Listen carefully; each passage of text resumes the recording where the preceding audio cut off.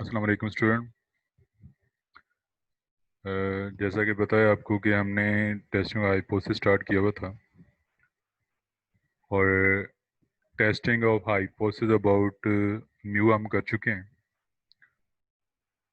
और last time हमने testing hypothesis about mu one minus mu two, testing of hypothesis about P and testing of hypothesis about P one minus P two, इसके फार्मूले discuss किए थे, कौन सा formula कब यूज़ करते हैं, उसका कंप्लीट प्रोसीजर हमने डिस्कस किया था और हाइपोथेसिस किस तरह बनाते हैं ये हमने डिस्कस किया था।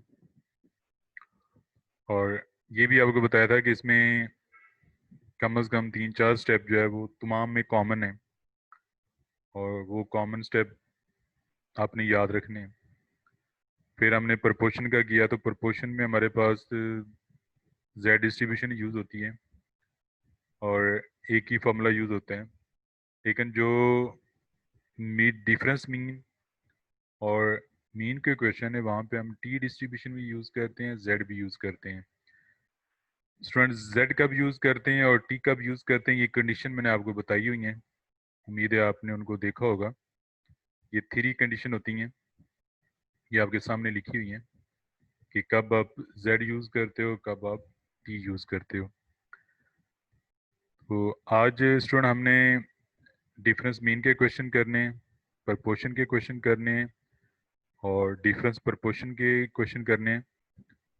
तो देखते हैं जितने हमारे से क्वेश्चन हो सकते हैं हम वो कंप्लीट करेंगे। तो ये स्टूडेंट पहला क्वेश्चन है प्रपोर्शन का।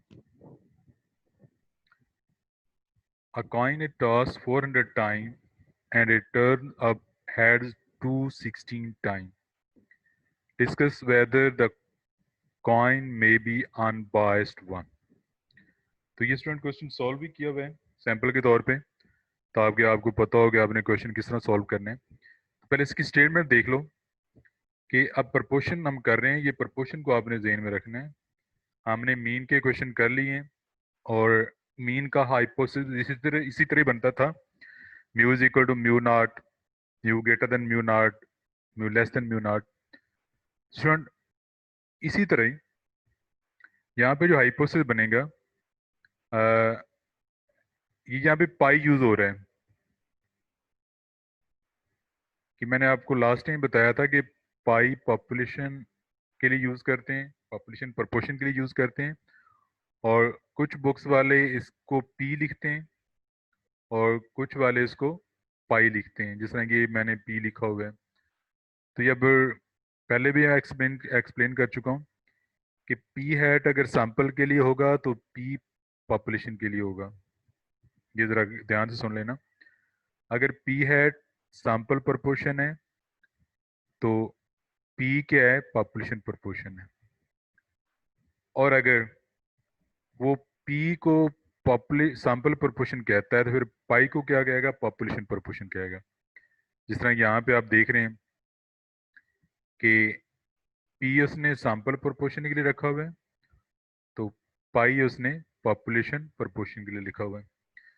तो ये मुख्तलिफ नोटेशन है, आमतौर पे कुछ बुक्स ये पाई यूज़ करती हैं, कुछ पी यूज़ करती हैं। तो अगर यहाँ पे पाई होगा तो ये पी सैंपल के लिए, और अगर यहाँ पे पी होगा तो यहाँ पे पी हैट सैंपल के लिए। उम्मीद है आपको इसकी समझ आ गई होगी। तो प्रोपोर्शन निकालना आपको आता है ये स्टूडेंट के 400 टाइम अगर वो कॉइन टॉस करता है तो उसमें 216 टाइम हेड आता है, तो हेड आने की प्रोपोर्शन क्या होगी, 216/400। तो एन इसका 400 है, एक्स इसका 216 है, तो प्रोपोर्शन क्या हो जाएगी, 200/216/400। प्रोपोर्शन की आपको मैंने एग्जांपल भी दी हुई है, प्रोपोर्शन निकालते किस तरह आप। अब स्टूडेंट हाइपोथेसिस बनाना है, तो एच नॉट उसने लिखा हुआ है पाई इज इक्वल टू 0.5 और एच वन लिखा हुआ है पाई नॉट इक्वल टू 0.5। अब आप स्टूडेंट देखेंगे ये कि 0.5 किधर से आ गए, तो उसने लिखा हुआ है काइन में बी अनबाइस्ड। स्टूडेंट को पता है काइन में हेड के चांसेस क्या होते हैं, 50% होते हैं। कॉइन में हेड आने के चांस क्या होते हैं, 50% होते हैं, यानी कि 0.50। टेल के भी 0.50 होते हैं और हेड के भी 0.50 होते हैं। तो coin may be unbiased one, इसका मतलब ये कि अगर उसकी प्रपोर्शन 0.5 होगी हेड की, इसका मतलब है काइन अनबायस्ड है, उसमें कोई बायसनेस नहीं है। और अगर उसकी वैल्यू 0.5 नहीं होगी तो इसका मतलब उसमें एरर है, कोई बायस है। तो इसका यही मतलब है pi is equal to 0.5, not equal to 0.5। अगर हम इसको एक्सेप्ट करेंगे तो इसका मतलब ये काइन अनबायस्ड है। अगर हम इसको एक्सेप्ट करेंगे तो इसका मतलब है काइन बायस्ड है, उसमें कोई एरर आ रहा है। तो यहाँ पे उसने आपको n दिया हुआ है, x दिया हुआ है, p आपने यहाँ से देखना है कि क्या होगा। ये आपको पता होना चाहिए कि स्टूडेंट कॉइन में हेड की प्रॉपर्टी क्या होती है, 1/2 या 0.5 होती है। अच्छा, उसके बाद अल्फा हो गया, लेवल ऑफ सिग्निफिकेंस, ये हमने बड़ी तफसील से किया हुआ है। फिर आपने फॉर्मूला यूज़ करने हैं, p minus pi, pi into 1 minus pi over n।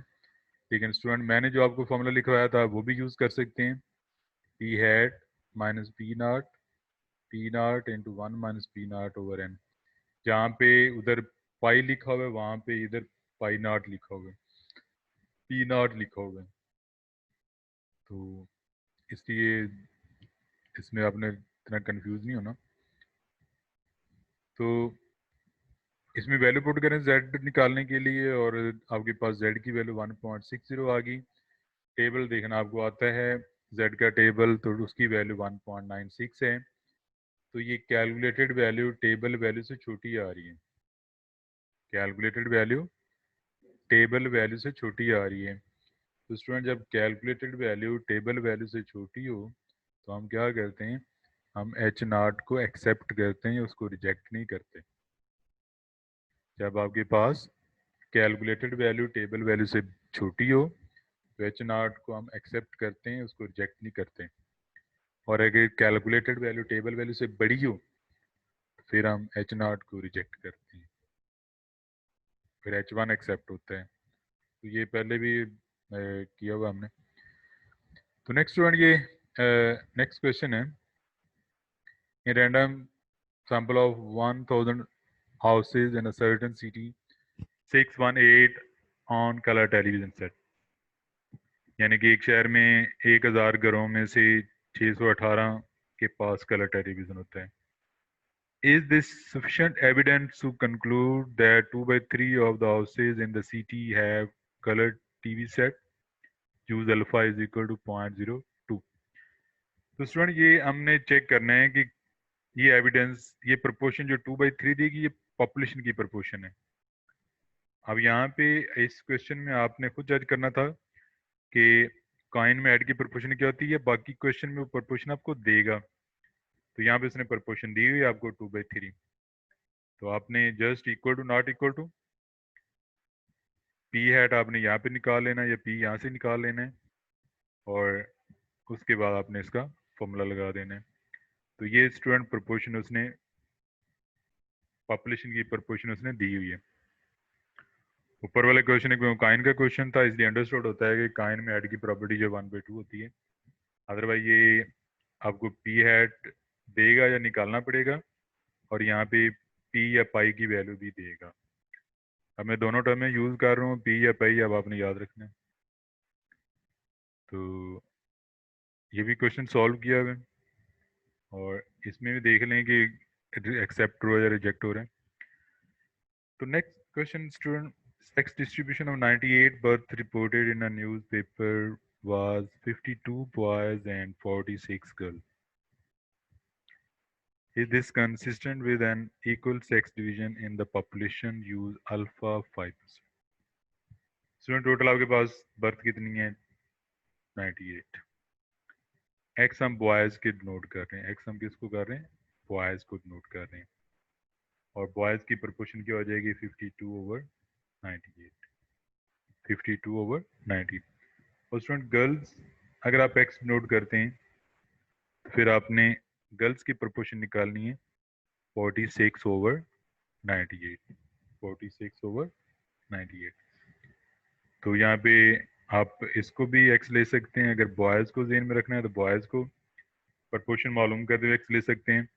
अगर आप गर्ल्स को यहाँ पे लिखना चाहते हैं तो गर्ल्स को जेन में रखते हुए आप यहाँ प्रपोर्शन ले सकते हैं, क्योंकि इक्वल सेक्स डिवीजन का मतलब ये है कि बॉयज़ और गर्ल्स आने के इक्वल चांस हैं, 50-50। तो इसलिए इसने पाई इज इक्वल टू 0.5 लिखा हुआ है।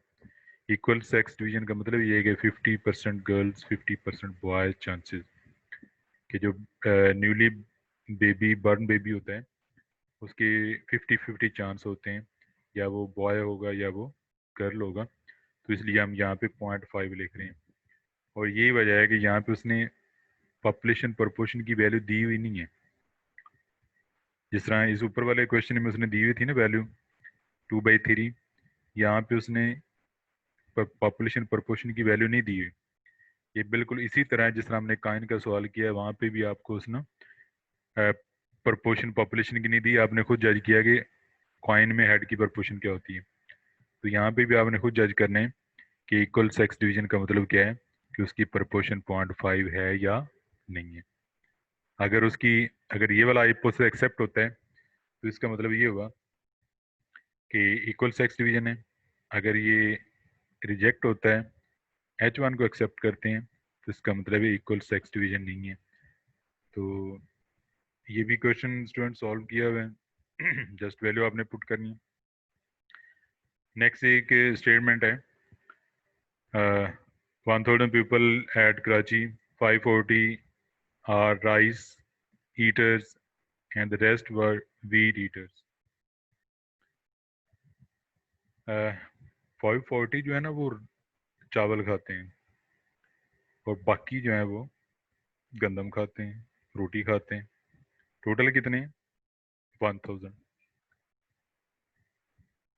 Are we assume that the both rice and wheat are equally popular in this city at one level of significance, 1% level of significance? तो ये स्टूडेंट ये आपके लिए, इसको आपने कंप्लीट करना है। सिंपल प्रोपोर्शन का सवाल है,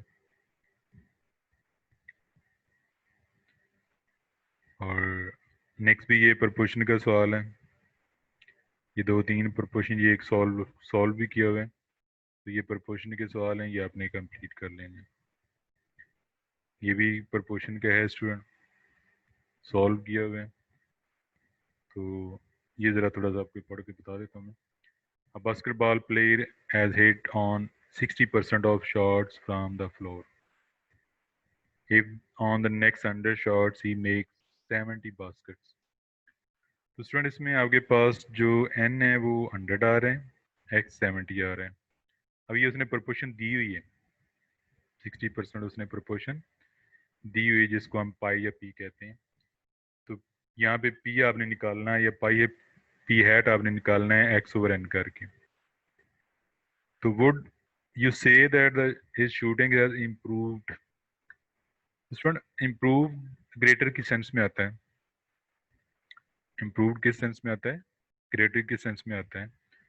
और ये मैंने आपको म्यू में समझाया भी था कि अगर आपके पास greater, less, better, inferior, improved, जिसमें आपको लगे कि वो ग्रेटर है या लेस है, तो उसमें आपने कंपैरिजन कर लेना है। वहाँ पे एक्स बार और म्यू को कंपेयर करते थे, यहाँ पे आपने पी हैट और पी को कंपेयर करना है, या पी और पाई को कंपेयर करना है। तो यहाँ पे स्टूडेंट पी की वैल्यू पाई से ग्रेटर आ रही है, इसलिए आपका H1 जो है वो ग्रेटर में बन रहा है। तो H1 ग्रेटर 0.60 और H0 जो है वो 0.6। अब यहाँ पे एक क्वेश्चन, यहाँ पे लेस भी लिखा हुआ है, यहाँ पे लेस भी लिखा हुआ है। और स्टूडेंट आपको याद होगा मैंने बताया था कि H0 हमेशा इक्वल टू होगा, H1 ग्रेटर हो सकता है, लेस हो सकता है, या नॉट इक्वल टू हो सकता है। लेकिन अब ये एक दूसरे के कंप्लीमेंट होते हैं, H0 और H1 क्या होते हैं? एक दूसरे के कंप्लीमेंट होते हैं। तो स्टूडेंट अंडरस्टूड होता है कि अगर ये ग्रेटर हो तो ये लेस आर इक्वल टू होता है। अगर ये ग्रेटर हो तो ये लेस आर इक्वल टू होता है, अगर ये लेस हो तो ये ग्रेटर आर इक्वल टू होता है, अगर ये नॉट इक्वल टू है तो ये इक्वल टू होता है। तो ये जो लेस आर इक्वल टू लिखा हुआ है ना, इसमें अब लेस की अलामत ना भी डालें, जस्ट इक्वल टू डालें, तो अंडरस्टूड होता है कि जब ये ग्रेटर है तो ये लेस आर इक्वल टू होगा। तो अगर वो यहाँ पे सिर्फ इक्वल टू लिख देता है तो वो गलत नहीं होगा। ठीक है, तो ये ज़रा स्टूडेंट को समझाने के लिए कि वो कंफ्यूज ना हो जाए कि इधर ग्रेटर आना इधर ग्रेटर आना, तो हम ये कर देते हैं कि इसको कहते हैं कि एच नॉट आप इक्वल टू ही लिखें, एच वन के बारे में डिसाइड कर लें कि वो ग्रेटर होगा, लेस होगा या क्या होगा। तो जब ये एक दूसरे के कंप्लीमेंट मैंने आपको बता दिए, तो अब आपने याद रखना है कि ये ग्रेटर है तो ये लेस आर इक्वल टू होगा, अगर ये लेस है तो ये ग्रेटर आर इक्वल टू होगा, अगर ये नॉट इक्वल टू है तो ये इक्वल टू होगा। तो इसलिए अब आप इन दोनों चीज़ों को ध्यान में रखना। तो अगर आप यहाँ पे इक्वल टू भी लिख देते हैं तो वो गलत नहीं होगा। अब नेक्स्ट फॉर्मूला है, फॉर्मूले में वैल्यू पुट करें, उसको देख लें वो एक्सेप्ट हो रहा है या रिजेक्ट हो रहा है। तो स्टूडेंट ये आपने प्रपोर्शन के सवाल करने, और उसके बाद आ गया जी डिफरेंस मीन। ये स्टूडेंट डिफरेंस मीन का क्वेश्चन बड़ा सा आपको नज़र आ रहा है, स्टेटमेंट काफ़ी बड़ी है, तो इसको आप लोग पढ़ लीजिएगा, लेकिन मैं आपका डाटा निकाल के देता हूँ कि यूजिंग ओल्ड मशीन, जो ओल्ड मशीन यूज़ करते हैं उनकी तादाद कितनी है, सैम्पल साइज क्या है 25, और उसकी एवरेज क्या है 16.7, और न्यू मशीन वाले N2 36 और X2 बार 15.8, और 5% लेवल ऑफ सिग्निफिकेंस है, और चेक करने hypothesis that there is no difference in the average weight of the content stored by old machine versus new machine, कि न्यू मशीन और ओल्ड मशीन के दरमियान एवरेज वेट में कोई डिफरेंस नहीं है। स्टूडेंट अगर आप ऊपर यहाँ पे नज़र दौड़ाएं तो उसने स्टैंडर्ड डिवीजन एक दी हुई है 0.60 और एक ने स्टैंडर्ड डिवीजन दी हुई है 0.30, दो ग्रुप है ना, तो एक ग्रुप की फर्स्ट वाले की ऊपर उसने लिखा हुआ 0.6 और नेक्स्ट जो है वो 0.30, ये प्रपोर्शन सॉरी उसने स्टैंडर्ड डिवीजन दी हुई है। तो सैंपल यहाँ पे ले रहे हैं, पॉपुलेशन ऊपर उसने स्टैंडर्ड डिवीजन दी हुई है, तो अंडरस्टूड स्टूडेंट की वो जो स्टैंडर्ड डिवीजन दी है वो पॉपुलेशन की होगी, और जो पॉपुलेशन की स्टैंडर्ड डिवीजन गिवन हो तो हम क्या करते हैं, पहला फॉर्मूला यूज़ करते हैं।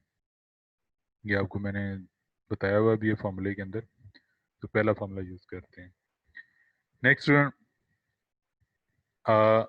mean of simple sample of 500 and 400 are 11.5 and 10.9। दो सैंपल हैं, N1 500 है, N2 400 है, X1 बार 11.5 है, X2 बार 10.9 है। Can the sample be recorded as drawn from population of standard deviation 5? तो यहाँ पे उसकी स्टैंडर्ड डिवीजन दी हुई है 5।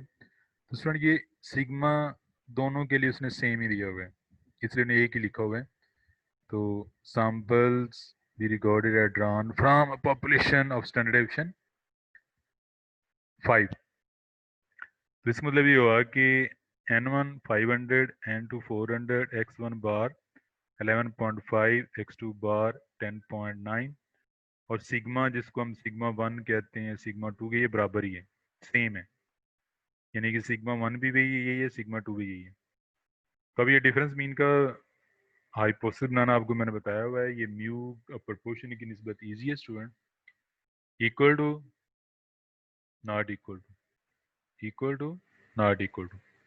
डिफरेंस की फॉर्म में लिखना चाहें तो डिफरेंस के फॉर्म में भी आपको मैंने समझाया होगा हाइपोथेसिस किस तरह बनाते हैं। तो नेक्स्ट अल्फा और सिग्मा 1 सिग्मा 2 गिवन है तो पहला फॉर्मूला यूज होगा। अच्छा स्टूडेंट यहाँ पे ये माइनस लैम्बडा लिखा हुआ है, और आपको याद होगा कि हमने क्या लिखा था यहाँ पे, हमने ये माइनस म्यू 1 माइनस म्यू 2 लिखा हुआ है, म्यू 1 माइनस म्यू 2। तो ये डिफरेंस जीरो होता है ना, यहाँ पे ये नॉट इक्वल टू जीरो, ये दोनों मैंने इक्वल टू और डिफरेंस जीरो। तो स्टूडेंट बाज़ औक़ात जनरल फॉर्म में यहाँ पे लैम्डा लगा देते हैं, where lambda is equal to, अगर तो यहाँ पे कोई वैल्यू आ जाए डिफरेंस तो लैम्डा उसके बराबर होगा, अगर जीरो हो तो फिर लैम्डा जीरो के बराबर होगा। तो यहाँ पे वो लैम्डा लगा देता है। लैम्डा किसके बराबर होता है? Mu one minus mu to के बराबर होता है। तो वो डायरेक्ट लिखने की बजाय mu one minus mu to यहाँ पे उसने लैम्डा लिखा हुआ है, तो आपकी अपनी मर्जी, आप यहाँ पे उसके लैम्डा वैल्यू पुट कर सकते हैं। और लैम्डा किसके बराबर होगा? इसके डिफरेंस के बराबर, और उसके डिफरेंस की वैल्यू क्या आ रही है? जीरो आ रही है। तो आप वो फॉर्मूला वही पुट करके कर सकते हैं या इस तरह कर सकते हैं, तो कोई फ़र्क नहीं पड़ता, आप वही फार्मूला बल्कि यूज़ कर लें। तो अब इसमें आपने वैल्यू पुट कर देनी है। वैल्यू पुट करने के बाद आपके पास कैलकुलेटेड वैल्यू आ रही है 1.79, और स्टूडेंट टेबल वैल्यू आ रही है 1.96। तो कैलकुलेटेड वैल्यू टेबल वैल्यू से छोटी है, इसलिए हम एक्सेप्ट करते हैं एच नॉट को, यानी कि हम एच नॉट को रिजेक्ट नहीं कर सकते। तो स्टूडेंट ये क्वेश्चन बिल्कुल ऊपर वाली की तरह, n1 n2 x1 बार x2 बार। अब ये फिर वेरिएंस दिया हुआ है sigma square 6.25, population with variance equal to 6.25। तो ये बिल्कुल वही स्टेटमेंट है, दोनों का वेरिएंस सेम है, दोनों का सिग्मा स्केयर 1 भी 6.25 है, और सिग्मा 2 स्केयर भी जो है वो भी 6.25। ऊपर वाले उसने सिग्मा दिया हुआ था, यहाँ पे उसने सिग्मा स्केयर दिया हुआ है, ये जरा ज़हन में रखना। तो सिग्मा स्केयर दिया होगा तो ये डायरेक्ट यहाँ पुट कर देंगे, ये इसका दोबारा स्केयर नहीं लेना पड़ेगा हमें। तो इसको स्टूडेंट कंप्लीट कर लेना। नेक्स्ट क्वेश्चन है sample 1 sample 2 n1 n2 x1 बार x2 बार, नीचे क्लियर लिखा हुआ है सिग्मा 1 सिग्मा 2। तो just difference is zero, difference is not zero, ये आपने फॉर्मूला लगा देना, इसको सॉल्व कर लेना। और नेक्स्ट क्वेश्चन है test given to a group of 100 scout and to group of 100 guides. The mean score of scout 27.53 and the mean score of guides was this, यानी कि n1 n2 x1 बार x2 बार, और common population standard deviation 3.48, यानी कि same standard deviation, दोनों की sigma 1 भी वही है, सिग्मा 2 भी वही है। अब देखो ये दो तीन सवाल एक ही टाइप के आ गए जिसमें सिग्मा 1 सिग्मा 2 सेम ही होता है। तो test whether the scouts performance in the test was better than the guides। तो स्टूडेंट हमने पहले ग्रुप में स्काउट को रखा हुआ है, दूसरे ग्रुप में हमने गाइड्स को रखा हुआ है। तो वो कहता है कि स्काउट्स की परफॉर्मेंस जो है वो गाइड से बेटर है। तो पहला ग्रुप दूसरा ग्रुप, ये इसकी परफॉर्मेंस सेकंड से ग्रेटर है, तो हम क्या लिखेंगे? h1 mu one greater than mu two, mu one greater than mu two. ये आप equal to direct equal to भी डाल सकते हैं, जिस तरह ये देखो ना इक्वल टू लगा हुआ है, इक्वल टू भी डाल सकते हैं। तो ये mu one greater than mu to, पहले ग्रुप की परफॉर्मेंस दूसरे से बेटर है। और ये मैंने आपको बताया भी था कि डिफरेंस मीन के जो हाइपोथेसिस हैं वो जस्ट कंपेयर करके आपने देखना होता है, तो वो बड़ा इजी है, मुश्किल नहीं है। क्लियर लिखा हुआ है कि पहले की परफॉर्मेंस दूसरे से बेटर है, तो हम लिखेंगे mu one greater than mu two. और अगर डिफरेंस की फॉर्म में लिखेंगे तो mu one minus mu two equal to zero, mu one minus mu two greater than zero. इसके बाद आप फॉर्मूले में वैल्यू पुट कर देंगे, बाकी सारा प्रोसीजर सेम ही। फिर वही क्वेश्चन आ गया डिफरेंस का, n1 n2 x1 बार x2 बार, इसमें s1 s2 दिया गया स्टूडेंट, सैम्पल स्टैंडर्ड डेविएशन। और वो कहता है कि do the data indicate difference in population mean use. तो स्टूडेंट डिफरेंस मीन में आमतौर पे equal to not equal to होता है, अगर वो ग्रेटर लेस होगा तो वो स्टेटमेंट में बता देता है, जस्ट आपने डिफरेंस चेक करना है। तो ये देखें इसमें सिग्मा वन सिग्मा टू तो नहीं दिया गया, लेकिन n1 n2 ग्रेटर देन 30 है, तो स्टूडेंट ये हम दूसरा फॉर्मूला यूज करेंगे। नेक्स्ट 75 में भी हमने दूसरा फॉर्मूला यूज़ करना है, लेकिन यहाँ पे उसने 2 अल्फ़ा दिए हुए हैं स्टूडेंट। यहाँ पे उसने 2 अल्फ़ा दिए हुए हैं, एक दफ़ा 5% और एक दफ़ा 1%। तो इसको मैं ज़रा इधर क्वेश्चन में आपको एक्सप्लेन कर देता हूँ, कोई सॉल्व किया क्वेश्चन देखते हैं। ये देखें, अच्छा स्टूडेंट, अगर उसने अल्फ़ा आपको दिया 5%,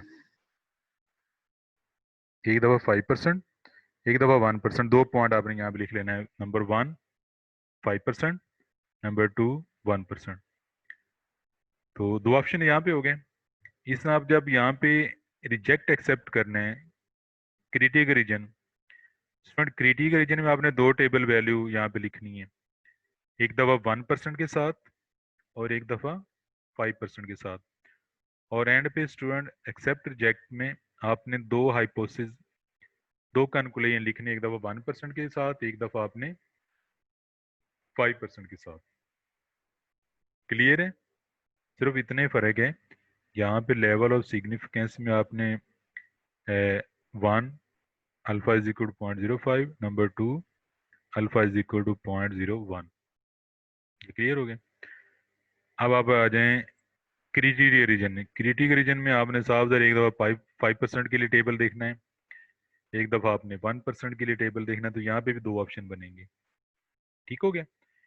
फिर आपको पता है कि हम इसको कंपेयर करते हैं कैलकुलेटेड वैल्यू से। तो आपके पास जब 2 ऑप्शन यहाँ पे होंगे तो कैलकुलेटेड वैल्यू को हम एक दफ़ा 1% की टेबल वैल्यू से कंपेयर करेंगे और एक दफ़ा हम 5% की टेबल वैल्यू से कंपेयर करेंगे। तो हमारे पास कंक्लूजन भी स्टूडेंट 2 होंगे।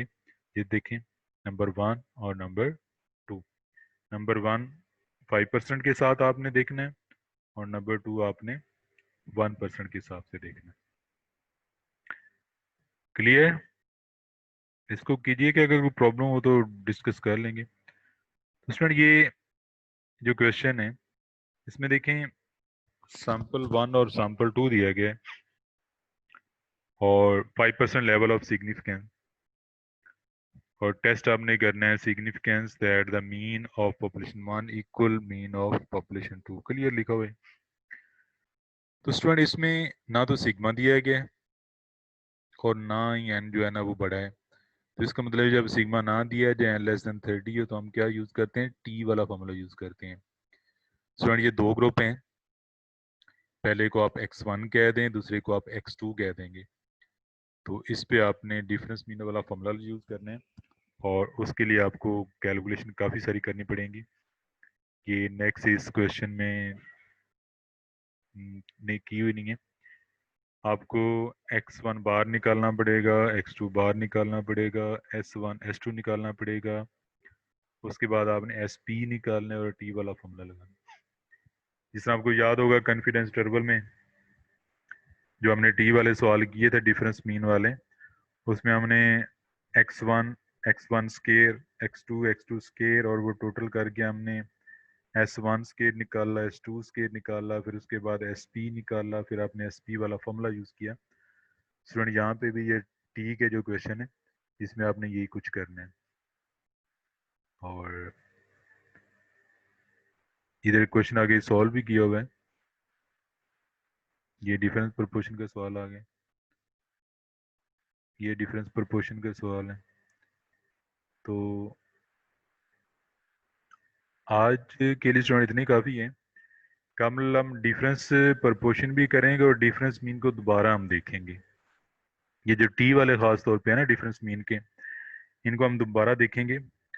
तो आज आपने किया प्रोपोर्शन के सवाल, डिफरेंस मीन के, और डिफरेंस मीन में जेड वाले और टी वाले, और टी वाले में थोड़ी कैलकुलेशन ज़्यादा होती है। तो डिफरेंस प्रोपोर्शन हम कल करेंगे और डिफरेंस मीन को हम दोबारा कल डिस्कस कर लेंगे। तो इस तरह स्टूडेंट ये आपका डिफरेंस मीन और डिफरेंस प्रोपोर्शन का टॉपिक ख़त्म हो जाएगा।